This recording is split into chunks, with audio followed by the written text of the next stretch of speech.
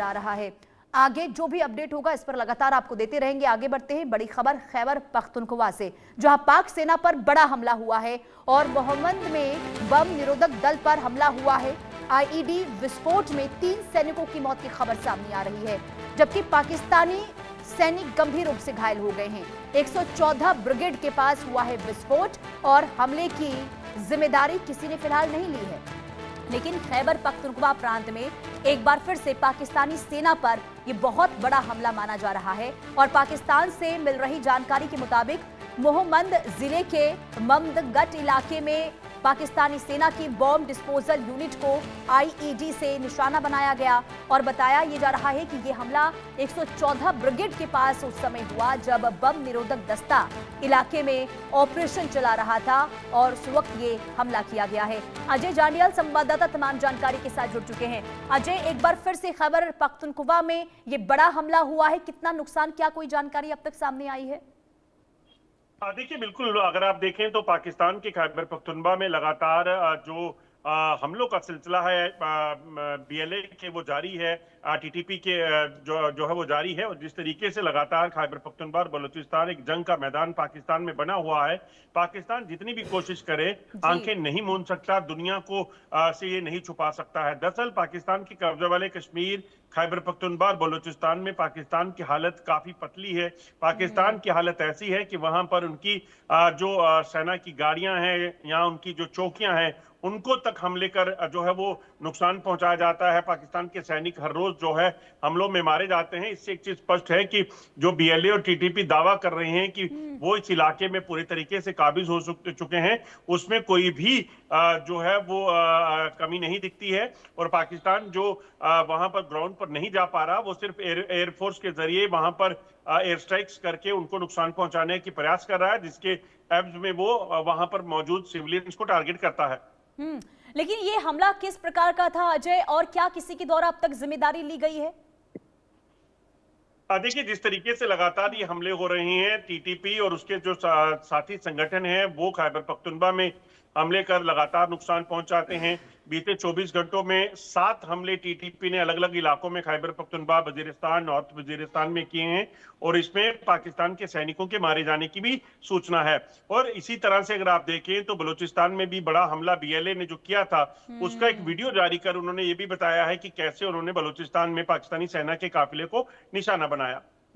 और अलग अलग जगहों पर ये जो एक साथ विद्रोह की लहर देखने को मिल रही है पाकिस्तान के अंदर, यानी पाकिस्तान में इस वक्त त्राहिमाम की स्थिति समझे, और ये अगर विद्रोह हर अलग अलग हिस्सों से शुरू होता है तो फिर तो ये बहुत बड़ी चुनौती पाकिस्तानी सेना के लिए, उनकी सरकार के लिए।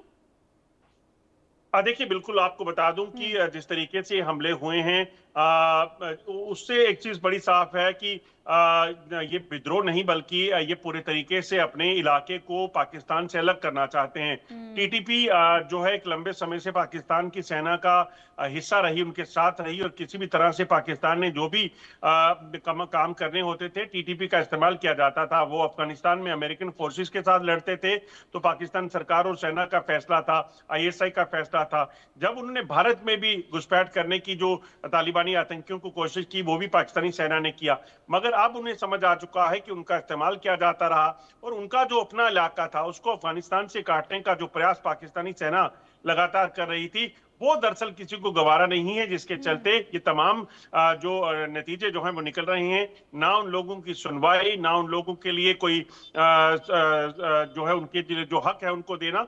यही वजह है कि एक बार फिर अब तहरीक तालिबान पाकिस्तान ने स्पष्ट किया है, टीटीपी ने स्पष्ट किया था कि किसी भी तरह के दुरंत लाइन जो है वो नहीं लगेगी, क्योंकि वो ट्राइबल्स हैं और उनको अपना रहन सहन जो है वो अफगानिस्तान में जो तालिबान है उनके साथ मिलता है, उन्हें लगता है कि वो उनका हिस्सा है। मगर पाकिस्तान जब इसमें लकीर खींचने की कोशिश कर रहा था और उसके बाद तारबंदी लगाने की बात कर रहा था, वो उन्हें गवारा नहीं है।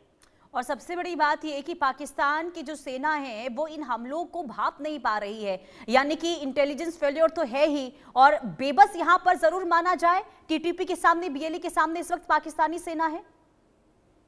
बिल्कुल आपने ठीक कहा, इस वक्त बीएलए और टीटीपी के सामने पूरे तरीके से विफल हो चुकी है पाकिस्तानी सेना। जो अपने आप को बहादुरों का टोला कहते थे वो यहाँ पर पूरे तरीके से धराशायी हैं। जैसा मैंने कहा कि टीटीपी ने पिछले 24 घंटे में 7 हमले किए हैं वजीरिस्तान में और खैबर पख्तूनख्वा के इलाकों में। इसी तरीके से बलूचिस्तान में बीएलए ने हमले किए हैं। आप सोचिए, जहां पर हर रोज कोई हमला हो, हर रोज कोई इस तरह का जो है अटैक हो जिसमें पाकिस्तानी सेना के कैंप, उनके काफिले तक को निशाना बनाया जाता हो, तो एक चीज बड़ी स्पष्ट है कि उससे एक चीज स्पष्ट हो जाती है कि किसी भी तरीके से पाकिस्तान की वहां पर की क्या औकात है, अपने इलाके में कहां वो स्टैंड करते हैं, वो स्पष्ट दिखता है। और इसके बावजूद भी, ये हालात होने के बावजूद भी, ये पाकिस्तान भारत को आंख दिखाता है। लेकिन सबसे बड़ा सवाल ये कि आखिर इतनी नाकाम क्यों साबित हो रही है वहां की सरकार अपने मुल्क को बचा पाने में? देखिए, दरअसल जिस तरीके के हालात हैं उससे एक चीज स्पष्ट है कि पाकिस्तान की सरकार पूरे तरीके से विफल इसलिए है क्योंकि वहां पर जो भी लोग, जिन इलाकों में इन्होंने कब्जा किया, उन लोगों को कभी भी अपना नागरिक नहीं समझा। टीटीपी के जो लोग हैं उनसे बातचीत करने के बजाय वहां पर एयर स्ट्राइक करना, अफगानिस्तान में टीटीपी पर हमले करने के नाम पर वहां के मासूम लोगों को निशाना बनाना और बलूचिस्तान में मासूम लोगों को, बच्चों को निशाना बनाकर उन्हें ये कहना कि ये हमने बीएलए पर हमले किए हैं, ये चीज कब तक दोबारा हो सकती है? इसीलिए जिस तरीके के हमले इन्होंने किए हैं उससे एक चीज बड़ी स्पष्ट है कि पाकिस्तान की सेना, पाकिस्तान की सरकार पूरे तरीके से इस वक्त जो है वहां पर घेरे में है और पूरे तरीके से ये इलाका दूर, वो दिन दूर नहीं जब ये इलाका पाकिस्तान के जो साथ जो जुड़ा हुआ है या पाकिस्तान ने जबरन इसको साथ रखा था, ये भी पाकिस्तान के हाथ से निकल जाए। बिल्कुल, और अब आगे यही देखना होगा कि आखिर पाकिस्तान का भविष्य किस तरीके से आगे देखने को मिलता है। बहुत शुक्रिया तमाम जानकारी देने के लिए अजय। और रुकते एक छोटे से ब्रेक के लिए देखते रहिए इंडिया न्यूज।